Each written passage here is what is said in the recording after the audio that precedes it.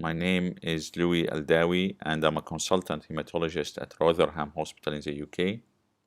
Today we are going to do a quick morphology review of the blood film. Which part of the blood film should you look at?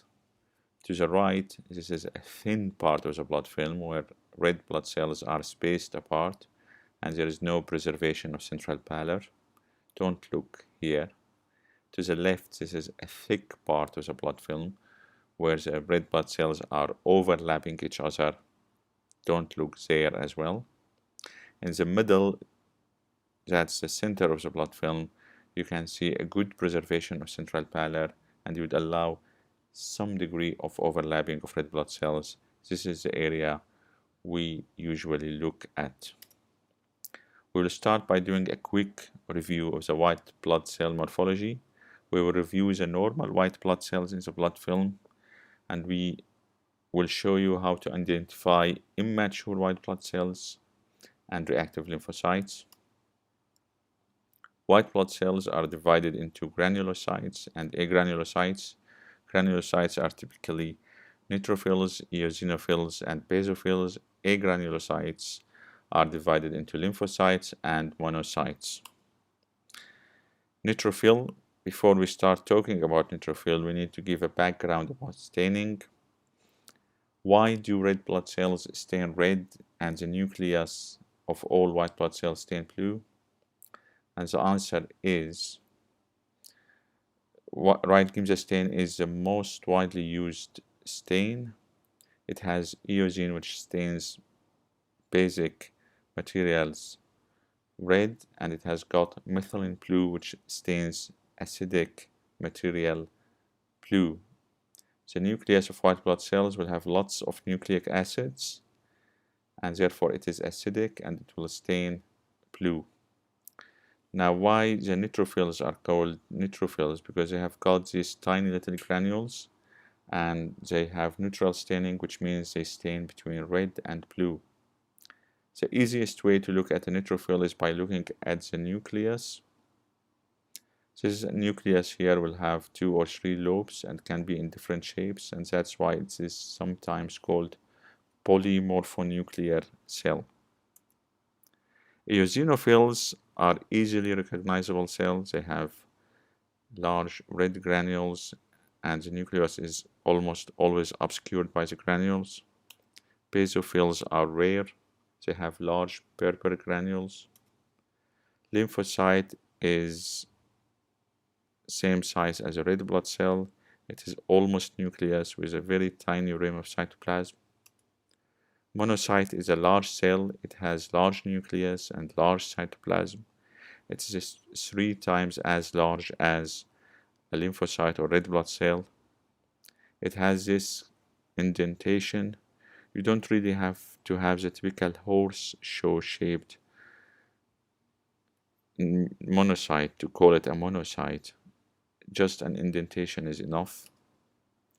Now we will talk about immature white blood cells. This picture from bone marrow, and you can see the big cells here to the top with high nucleocytoplasmic ratio and visible nuclei.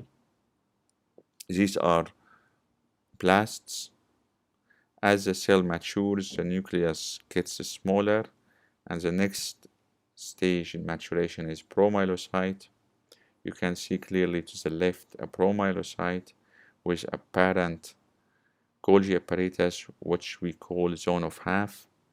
All cells which make a lot of proteins, like white blood cells, they need to do a lot of lysosomal enzymes, and plasma cells, which do a lot of antibodies, they have prominent zone of half.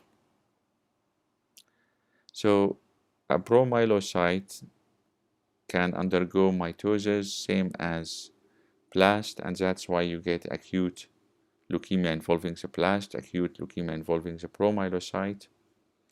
And the next stage in maturation is a myelocyte, where you typically have a cell with half nucleus, half cytoplasm. Some morphologists will differentiate between early myelocyte, where you still have the zone of half, and late myelocyte, where you don't have the zone of half. Then the cell starts to indent, and this is a metamyelocyte, and then it becomes folded, and this is a band, and then it becomes segmented, which is a segmented neutrophil. We don't have acute leukemia involving the band, the segment, the metamyelocyte, or even the myelocyte. And the reason for that, because these cells, especially the segments, bands, and metamyelocytes, don't undergo mitosis, they only mature. And that's why we get chronic leukemias when these cells are involved. For myelocytes, they can still undergo mitosis, but the majority of myelocytes will not undergo mitosis, they will mature.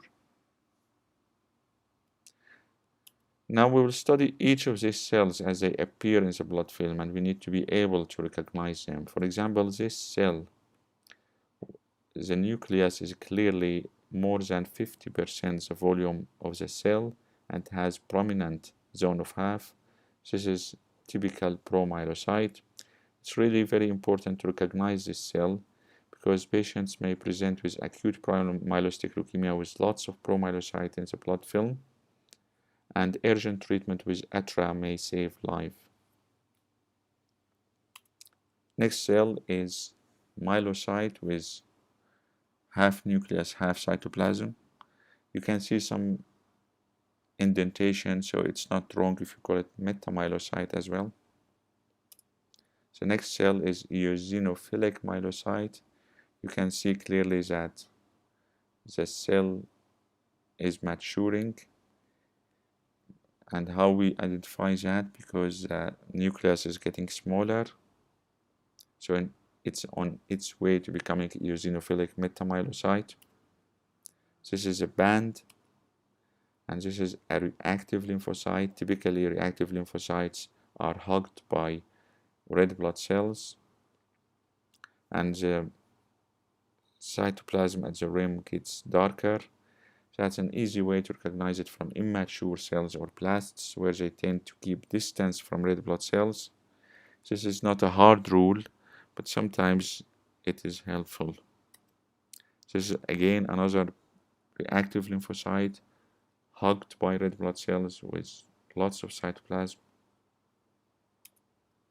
Now we're going to talk about red cell morphology, and we'll talk about abnormalities in staining, size, shape, and inclusions. Abnormal staining involves hypochromia, target cells, or sometimes called leptocytes, stomatocytes, and spherocytes. In this blood film, you can see in the middle a lymphocyte, and the red blood cells around it are quite smaller. So this is a case of microcytic anemia, and you can see that the rim of hemoglobin is less than 2/3 of the red blood cell, so it's clearly hypochromic. This was a case of severe iron deficiency anemia with microcytic hypochromic features. This case, you can also see severe microcytic hypochromic anemia, and you can see target cells. In this context, target cells usually not specific, but in the context of severe hypochromia and microcytosis, target cells trigger the diagnosis of thalassemia. This was a case of hemoglobin H, where 3 genes are knocked out and you have excess beta chains. In this case, you can see two populations of red blood cells. One is hypochromic and one is normochromic. This is dimorphic blood picture, and this was a case of transfused iron deficiency anemia. In this blood film, you can see stomatocytes. They look like a mouse, and they can be artifactual, but they can be found in liver disease. You can see target cells, also mainly found in liver disease, and can be artifactual as well. Now we'll talk about spherocytes. Spherocytes are red blood cells which lost their biconcavity. They become smaller than red blood cell. They don't have central pallor, and they stain deeper or darker because of their spheroidal nature. Spherocytes are found in hereditary spherocytosis or autoimmune hemolytic anemia. But if you ruled out these two diseases, then spherocytes can commonly be found in splenectomy. So the first thing you do when you find spherocytes, you need to look and exclude Howell-Jolly bodies found in these slides to the top here. Howell-Jolly bodies are fragments of nucleus left over from red cell production. Patients who don't have a spleen, these are usually taken out by spleen, and patients who don't have a spleen will still have these remnants, and we call them Howell-Jolly bodies. Also, you get the speculated red blood cells. This will make you think toward splenectomy, and if the patient didn't have splenectomy, then you think about functional hyposplenism.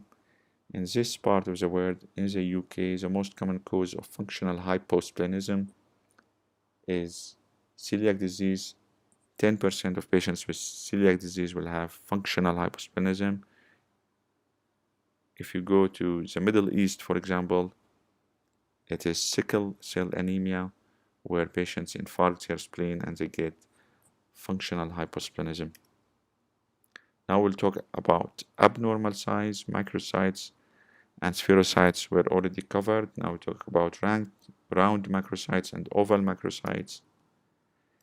The oval big macrocytes are typically found in B12, folate deficiency, and cytotoxic drugs like hydroxycarbamide, for example. The red blood cell, the MCV can be above 120, 130, while in case of liver disease or alcoholism, which is the most common cause of macrocytosis, the MCV will be in the range of 100 to 110.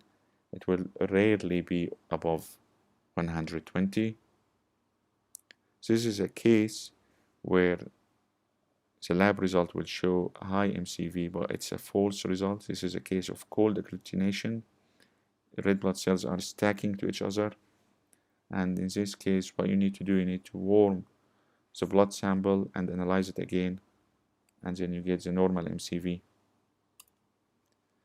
This one is a case of rouleau formation in patients with high protein like pregnancy and multiple myeloma.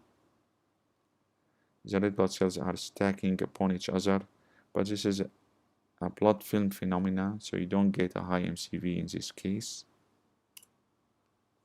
Now this is another case with dimorphic blood picture. You can easily see hypochromic red blood cells and normochromic red blood cells.